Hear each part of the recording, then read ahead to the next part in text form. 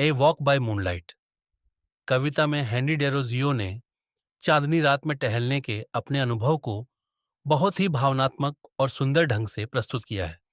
कविता में कवि एक ऐसी रात का वर्णन करता है जब चारों ओर पूर्ण शांति होती है। आकाश में चांद अपनी पूरी चमक के साथ निकल आया है और उसकी दूधिया रोशनी धरती पर फैल जाती है।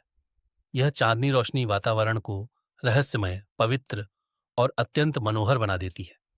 कवि को ऐसा लगता है कि पूरी प्रकृति गहरी नींद में है और केवल चांद ही सबका साक्षी बनकर खड़ा है। इस शांत वातावरण में कवि अकेले टहलने निकलता है। हालांकि वह अकेला है, फिर भी उसे किसी प्रकार का डर या दुख महसूस नहीं होता। इसके विपरीत यह अकेलापन उसे सुख और मानसिक शांति प्रदान करता है। चांदनी रात की ठंडी हवा, शांत रास्ते और प्रकृति की सुंदरता उसके मन को हल्का कर देती है। कवि को महसूस होता है कि दिन की भागदौड़ और शोरगुल से दूर यह रात उसके मन को सच्ची शांति देती है।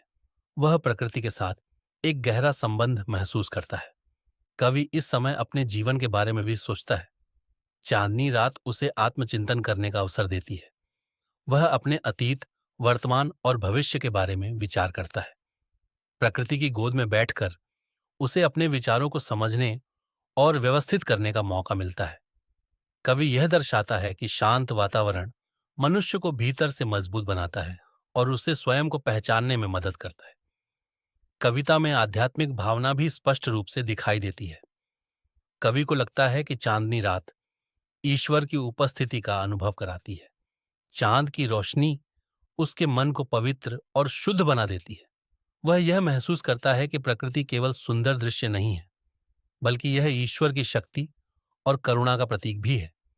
इस समय कवि का मन सांसारिक चिंताओं से ऊपर उठ जाता है और वह आत्मिक शांति का अनुभव करता है। पूरी कविता में चांदनी रात एक प्रतीक के रूप में उभर कर आती है। यह शांति, सुंदरता, आत्मचिंतन और आध्यात्मिकता का प्रतीक है। कवि ने बहुत ही सरल शब्दों में गहरे भावों को व्यक्त किया है।